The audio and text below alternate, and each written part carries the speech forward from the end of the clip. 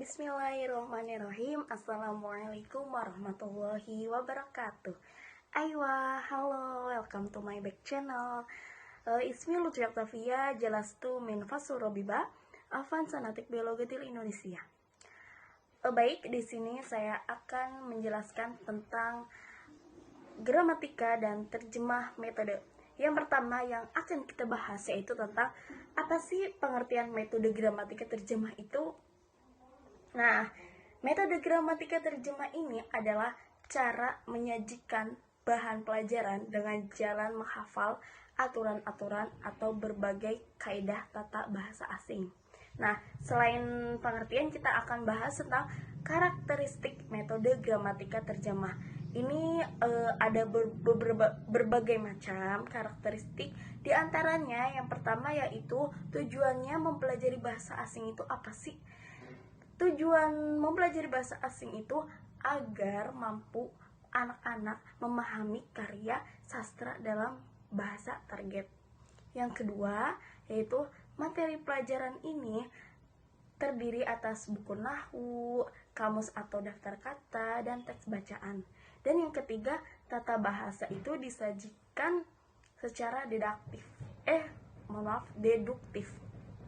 Dan yang keempat itu, kosakata ini disajikan dalam bentuk kamus bahasa. Yang kelima, teks bacaan ini berupa karya sastra klasik atau kitab keagamaan lama. Yang keenam, basis pembelajaran. Yang ketujuh, bahasa ibu pelajar digunakan sebagai bahasa pengantar dalam kegiatan belajar mengajar. Tentu saja bahasa ibu sebagai penengah dalam belajar bahasa asing, karena tidak mungkin semua anak itu memahami bahasa asing. Misalkan kita belajar bahasa Inggris, nggak semuanya anak menguasai bahasa Inggris. Jadi untuk jalan tengahnya itu kita menggunakan bahasa ibu atau bahasa Indonesia. Yang ke-8 yaitu peran guru aktif sebagai penyaji materi. Jadi karakteristik metode gramatika terjemah di sini yang lebih aktif itu bukan murid tapi melainkan guru. Dan yang ke-8, gramatika ini yang diajarkan adalah gramatika formal. Yang ke-9, latihan ucapan atau berbicara. Yang terakhir, pemahaman akan kaidah-kaidah dan bahasa bacaan pun diuji melalui terjemahan. Nah, kita akan bahas yang selanjutnya yaitu apa sih langkah-langkah penyajian metode gramatika terjemah. Itu ada 4. Yang pertama, pendahuluan yang pastinya. Yang kedua, yaitu guru memulai pelajaran dengan menjelaskan definisi butir-butir tata bahasa, kemudian memberikan contoh-contohnya. Yang ketiga, guru menuntun siswa menghafalkan daftar kosakata dan terjemahannya. Misalkan dengan cara kita tuh menuntun anak-anak untuk ikut, contohnya misalkan, ayo karirna badi babun tintu berulang-ulang kali agar siswa itu bisa hafal daftar kosakata tersebut tuh. Dan yang terakhir, yang keempat, guru meminta siswa membuka teks bacaan, kemudian menerjemahkannya kata per kata atau kalimat per kalimat. Jadi misalkan kita nih nulis misalkan bahasa Arabnya aja, misalkan babun, terus kolamun. Nah, mereka menulis dan mereka ditugaskan untuk menerjemahkan kalimat yang tadi saya tulis. Lanjut, apa aja sih kekuatan metode gramatika terjemah itu? Yang pertama, kekuatan metode gramatika terjemah sendiri ini yaitu pelajar menguasai dalam arti hafal di luar kepala kaidah-kaidah tata bahasa. Yang kedua, pelajar memahami isi detail bahasa bacaan yang dipelajarinya dan mampu menerjemahkannya.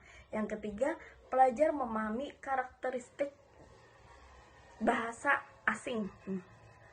Yang keempat, metode memperkuat kemampuan pelajar dalam mengingat dan menghafal. Yang kelima, bisa dilaksanakan dalam kelas besar dan tidak menuntut kemampuan guru yang ideal. Yang keenam, pelajar dapat menghafal kosakata dengan jumlah yang relatif banyak dalam setiap pertemuan. Nah, yang ke berapa tadi? 1, 2, 3, 4, 5, 6, 7. Oh, yang ketujuh, melatih mental disiplin dan ulet dalam mempelajari bahasa. Terus yang ke-8, cocok bagi semua tingkat kemampuan belajar, maupun SD, SMP, SMA, itu cocok semuanya ya. Yang ke-9 yaitu yang terakhir, pelajar sangat menguasai kemampuan membaca bahasa Arab. Nah, selanjutnya tadi kita udah bahas kekuatan apa saja sih yang ada metode gramatika terjemah. Nah, sekarang kita bahas kelemahannya nih, kelemahan metode gramatika terjemah. Yang pertama kelemahannya yaitu metode ini tuh banyak mengajarkan tentang bahasa, bukan mengajarkan kemahiran bahasa. Yang kedua, metode ini hanya mengajarkan kemahiran membaca. Yang ketiga, terjemahan harfiah sering mengacaukan makna kalimat dalam konteks yang luas. Yang keempat, pelajar hanya mempelajari satu ragam bahasa. Misalkan yang kita bahas yaitu bahasa Arab, ya udah pelajar tuh hanya mengerti tentang bahasa Arab. Misalkan belajar bahasa Inggris, ya udah berarti pelajar itu mengetahui satu ragam bahasa yaitu bahasa Inggris tuh. Yang ke-5 yaitu kosakata. Yang ke-6, metode ini lebih mengajarkan tentang bahasa daripada mengajarkan berbahasa. Mungkin cukup sekian saja dari saya. Mohon maaf bila ada kesalahan penjelasan. Wabillahi taufiq wal hidayah. Wassalamualaikum warahmatullahi wabarakatuh. Sampai berjumpa kembali.